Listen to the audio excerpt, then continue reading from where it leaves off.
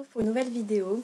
Et donc sans étonnement je pense, je vais faire le classement de mes livres préférés de cette année. Donc moi je suis allergique au top parce que je suis incapable de choisir quel est le livre je préfère à un autre. Enfin, j'arrive à peu près, mais faire un classement pour moi c'est pas possible. Enfin je sais pas, il y a trop... Enfin c'est pas possible pour moi de savoir quel livre j'ai préféré à un autre, surtout que tous ces livres que je vais vous présenter, donc il y en a 10. C'est mes coups de cœur de cette année, vraiment les livres que j'ai le plus aimé, que sûrement que je vais m'en souvenir quelques années plus tard. Bon, bien sûr, des coups de cœur qui sont vachement plus forts que d'autres. Il y a des coups de foudre, il y a même certains de ces livres qui font partie de mes livres préférés de tous les temps. Et voilà, franchement, j'ai passé une bonne année livresque. J'ai découvert plein de livres merveilleux. Et voilà, j'espère vraiment que 2015 sera aussi bien, voire mieux, niveau livre. Bon, après, niveau vie privée, hein, c'est clair que j'aimerais que ce soit mieux parce que là, 2015 c'était un petit peu merdique, 2014 c'était un peu merdique, mais bon, passons, on va tout de suite commencer avec les livres. Donc je prends le premier qui vient. Hein.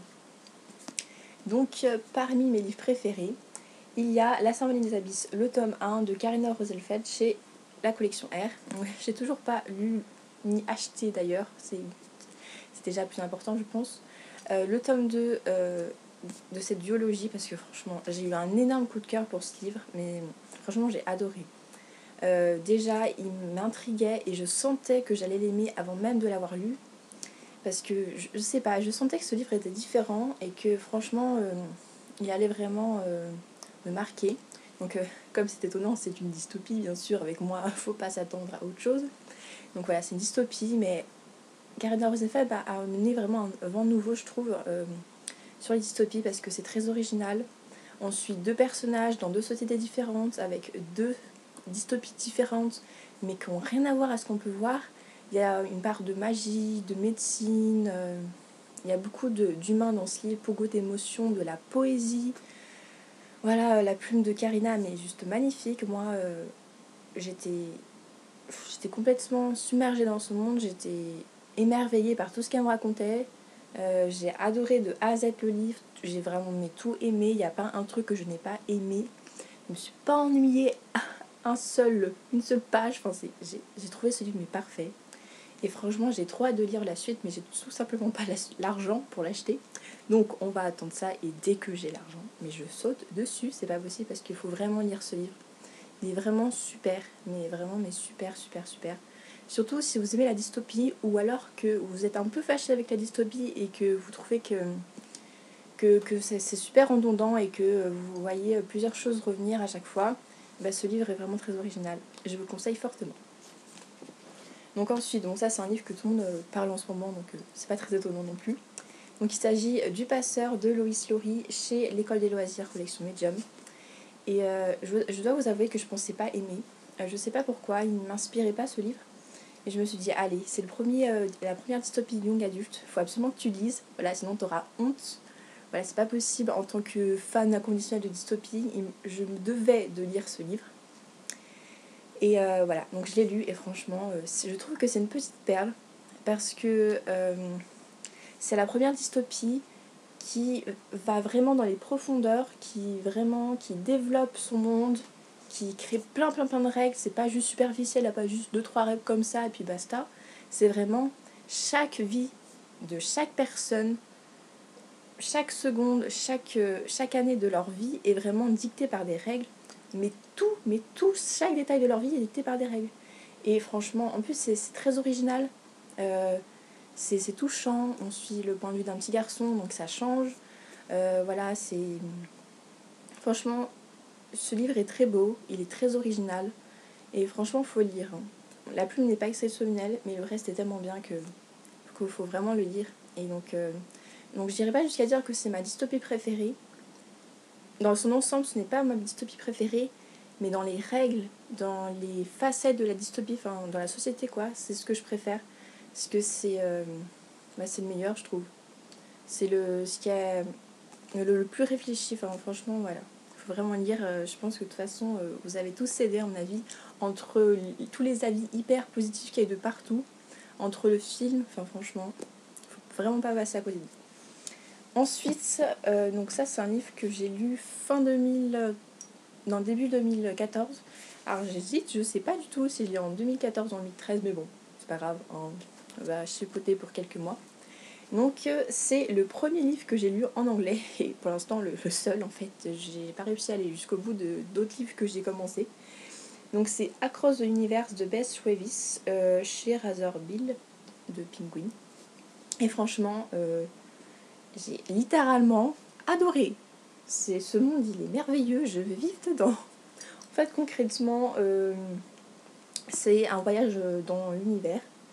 Et franchement, tout ce qui touche à l'univers, ça me fait rêver. Moi, je veux aller sur la Lune un jour, je veux aller dans un vaisseau spatial, je veux voir les galaxies, les planètes.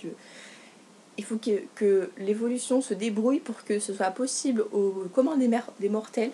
Parce que moi, je veux réaliser ce rêve. Voilà. Et donc, ça m'a paru tellement magique. En plus, c'est une espèce de trailer de dystopie au même du vaisseau. Et il y a un changement de planète. Enfin, ce livre est très original dans son intrigue, dans ce qui se passe. J'ai vraiment beaucoup aimé. Et pour une fois, il n'y a pas d'histoire d'amour, malgré ce qu'on pourrait penser avec la couverture. Et même si j'adore la romance, je trouve que ça change. Et du coup, l'histoire ne porte pas sur ça, mais sur le reste, sur l'intrigue, sur ce qui est essentiel, on va dire. Et franchement, j'ai adoré. Et voilà. Et franchement, il est assez simple à lire quand même en anglais. Alors que j'ai pas un niveau de fifou, quoi. J'ai un niveau assez normal, on va dire. Et j'ai bien compris. Et j'ai énormément aimé. Et je vais attendre la sortie française pour lire la suite parce que j'ai peur de pas comprendre. Et je préfère profiter au maximum de cette trilogie parce que j'ai envie de l'aimer encore plus. Voilà. Je comprends pourquoi les gens n'ont pas aimé d'ailleurs. Certains avis sont tombés très négatifs. J'étais là, mais non, arrêtez de critiquer mon bébé, il est tellement beau. Tellement, tellement, tellement. Mais bon, après chacun ses avis, c'est sûr. Ensuite, c'est une saga entière que je vais vous présenter.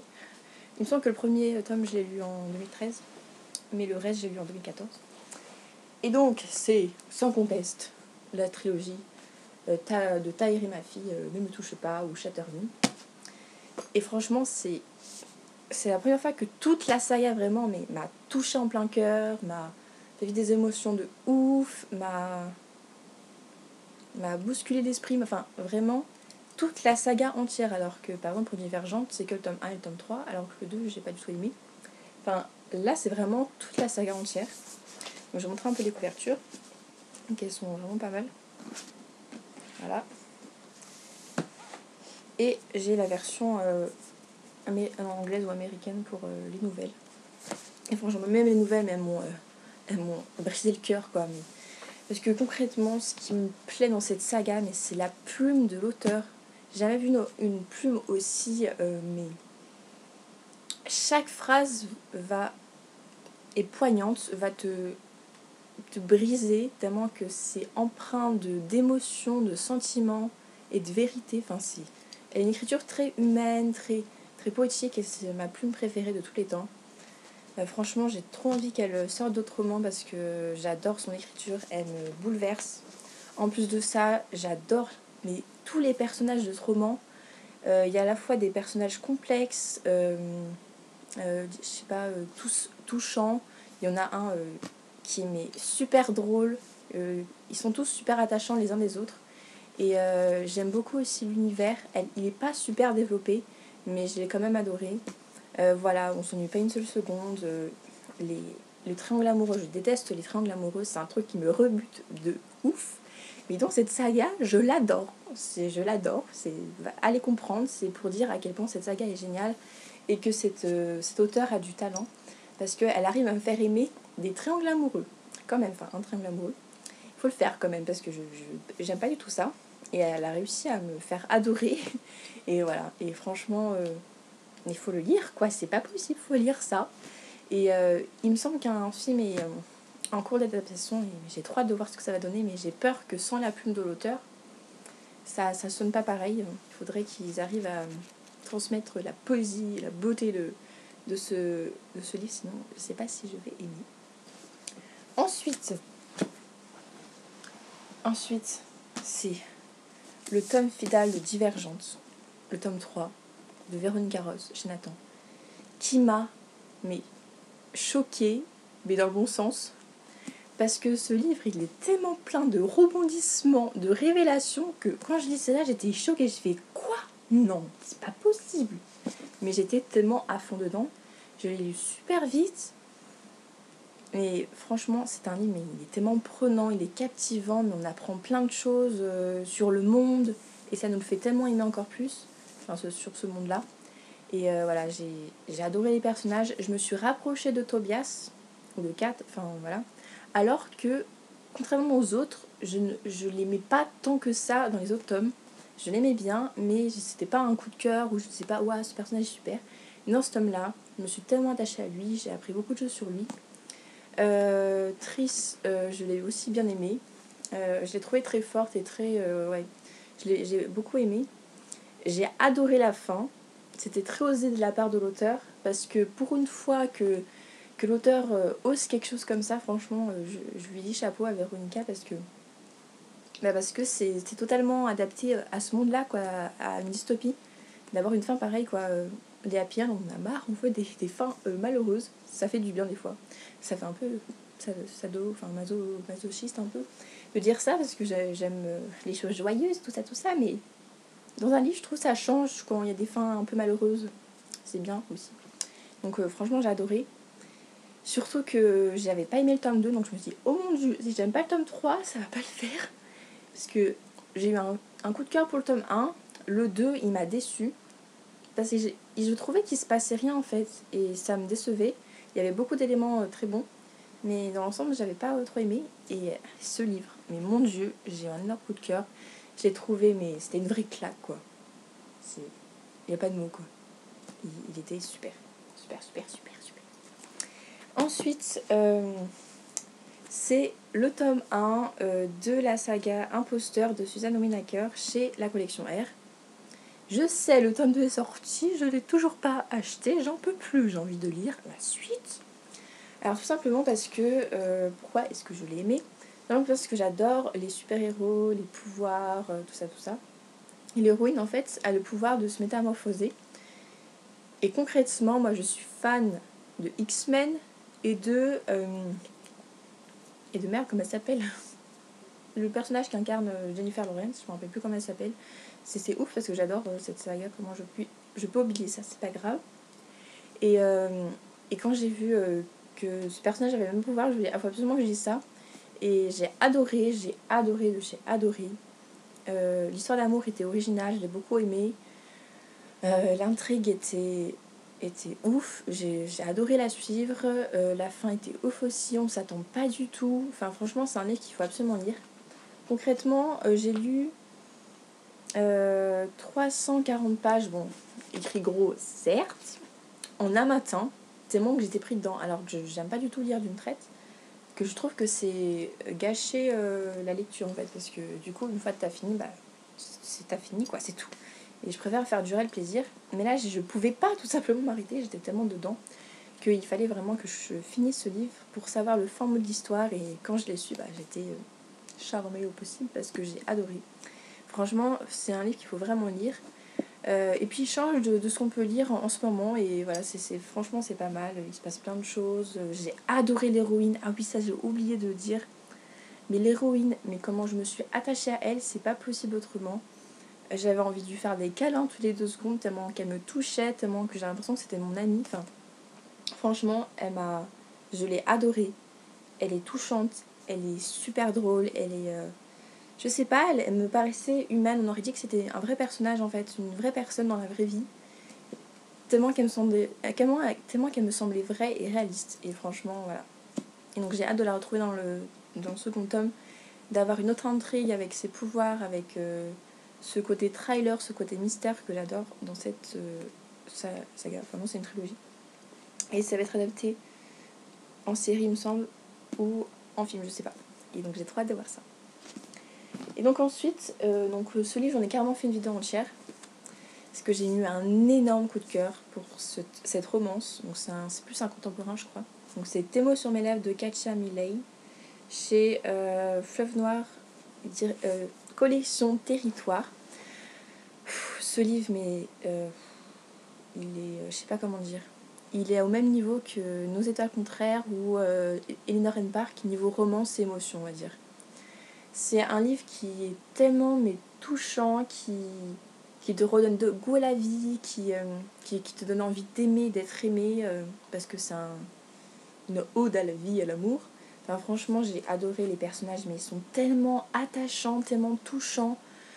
J'avais tellement envie d'avoir une suite parce que concrètement ce n'est qu'un one-shot et là j'ai envie qu'il y ait une saga de 10 000 tomes si c'est possible parce que j'ai tellement aimé suivre ces personnages. En fait c'est vraiment contemporain parce qu'en fait il n'y a pas une intrigue de fifou, on suit juste la vie des deux personnages parce qu'on a chacun de leur point de vue. Mais j'aimais tellement ces personnages que même s'il se passait rien entre guillemets, qu'on suivait juste leur vie, j'aimais tellement ça en fait. J'aimais tellement ça et j'ai adoré la romance entre... D'abord c'était une amitié, ça s'est transformé en romance. Et franchement, mais j'ai adoré. On apprend un secret, les secrets des deux personnages, parce qu'ils ont un passé lourd, ils sont torturés. Et voilà. Franchement, j'ai adoré, il faut absolument le lire. Surtout si vous aimez les romances, un peu les drames, franchement, ça va totalement vous convenir. J'ai trop adoré ce livre. Mais il n'y a pas de suite. Et je suis trop triste parce que j'en veux une, mais il n'y en aura pas. Et...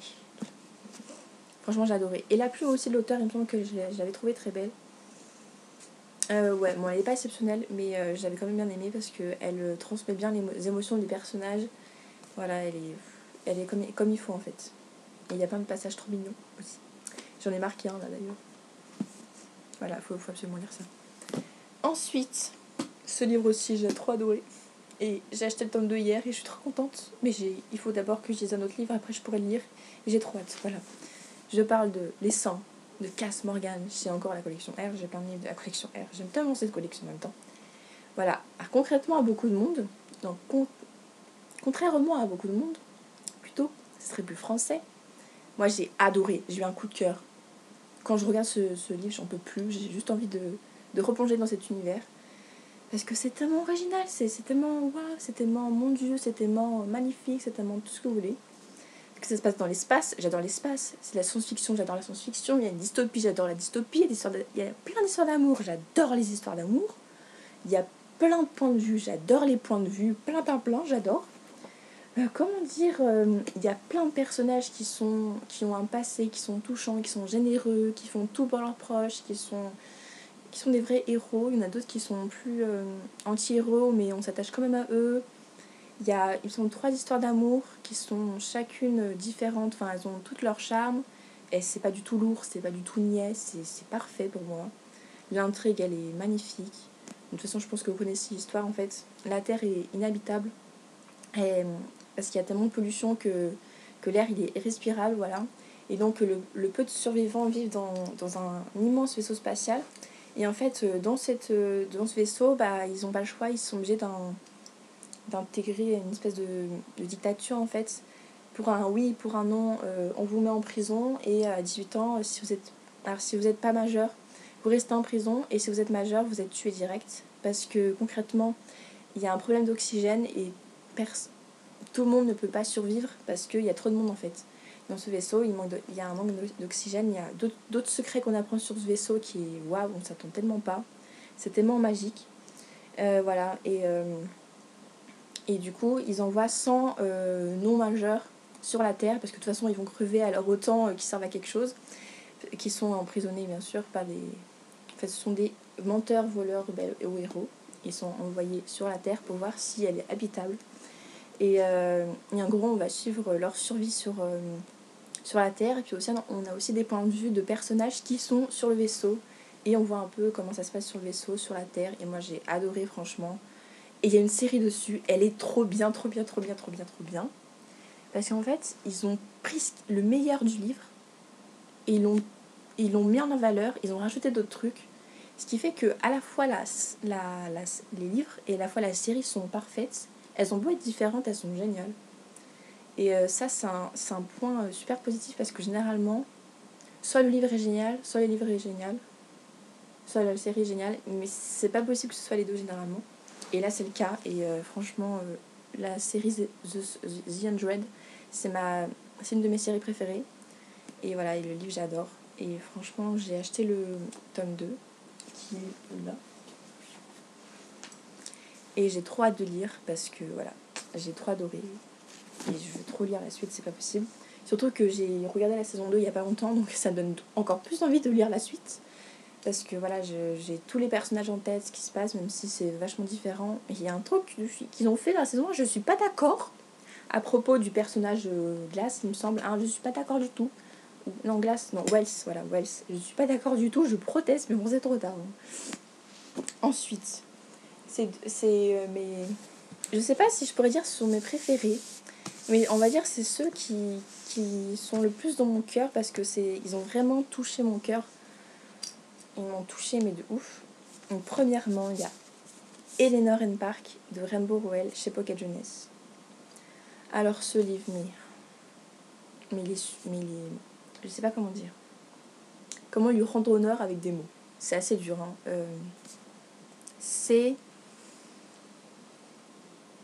Je sais pas comment le définir parce que j'ai trop peur d'être fausse dans ce que je vais dire, de pas assez le mettre en avant. En fait, c'est un énorme coup de foudre. J'ai adoré les deux personnages. Toutes les facettes de leur personnalité sont merveilleuses. J'ai adoré apprendre à les connaître. Leur histoire d'amour, leur amitié est juste fondante. Elle est incroyable, elle est touchante, mais à la fois réaliste. C'est pas du tout comme les films américains. Ça peut très bien se passer dans la vraie vie. Et franchement, ça relate tous les sentiments, tous les doutes, tout ce qu'on peut penser quand on tombe amoureux. Voilà, et je suis vraiment tombée amoureuse, mais vraiment de ce livre et de cette histoire d'amour. Parce que c'est vraiment mais magnifique, c'est sublime, c'est merveilleux. Je sais pas comment définir ce livre pour vraiment le rendre honneur. Voilà, en plus de ça, on a un côté un peu pas thriller, je sais pas comment dire, mais en fait depuis le début, Eleanor, on sent qu'elle a un secret lourd qu'elle veut pas révéler.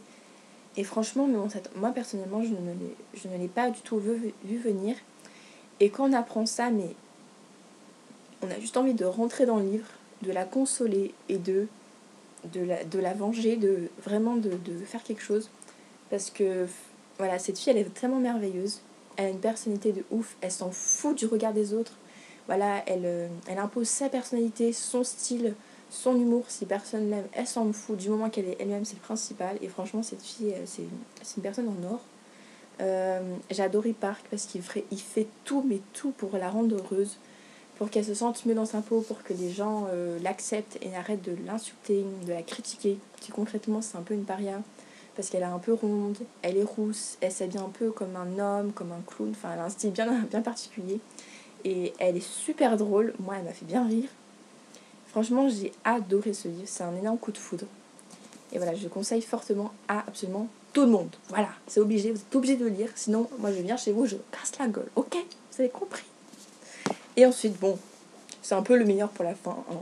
Même si je saurais pas dire si c'est mon préféré ou pas. Je suis incapable de dire ça. Et c'est bien sûr Nos états contraires de John Green. Ce livre, mais c'est mon bébé, voilà, c'est... Comment dire, j'en peux plus de ce livre. Il me fait perdre tous mes moyens. Pour la simple et bonne raison que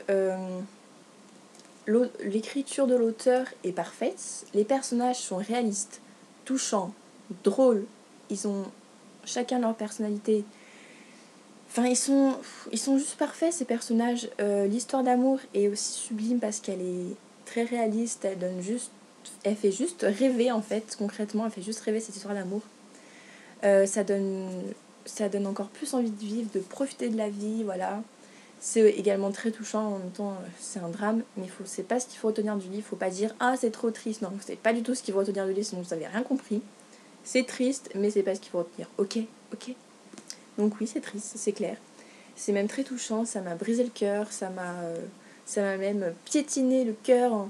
Et il était en 1000 morceaux, il n'en pouvait plus. J'ai cru que j'allais pas ressusciter après ça, mais franchement, il m'a fait rire aussi, mais il m'a tellement fait rire, il m'a rendue heureuse, il m'a fait passer par 10 000 émotions, que ce soit la colère, que ce soit la colère, l'émerveillement, la joie, la tristesse. Enfin, franchement, je dis, j'ai trop adoré. Et on suit juste la vie de deux personnes qui ont connu ou connaissent la maladie, qui tombent amoureux, tout simplement. Enfin, c'est pas une intrigue de ouf, mais c'est tellement vrai humain que on est obligé d'aimer, en fait. On se reconnaît dans les personnages, enfin, je sais pas comment dire. C'est un livre qui est juste waouh. Franchement, moi, je l'adore, ce livre. Voilà, c'est un de mes livres préférés et je l'oublierai pas de sitôt, ça c'est sûr, parce que c'est Nos états contraires, c'est Ansel, c'est Hazel, c'est pas possible, enfin c'est... Mais je les aime trop, ces personnages, je suis tombée amoureuse du personnage masculin, voilà, il m'a trop charmée, il est trop sexy, il est trop waouh. Voilà, elle a beaucoup de chance, Hazel. Voilà, donc une perfection, ce livre, c'est pas possible. Donc voilà, désolée, cette vidéo était très très longue, hein, fallait s'y attendre avec moi. Donc j'espère vraiment que cette vidéo vous aura plu. N'hésitez pas à me dire si les livres que je vous ai présentés font aussi partie de vos livres préférés, ce que vous avez pensé des livres, si au contraire vous n'avez pas aimé, ou quels livres font partie de vos livres préférés, voilà, tout simplement. Moi ça, tout, ah, le petit bug de fin, dites tout, bref, mettez-moi des commentaires en gros, dites-moi vos avis. Et à une prochaine fois, bisous à tous!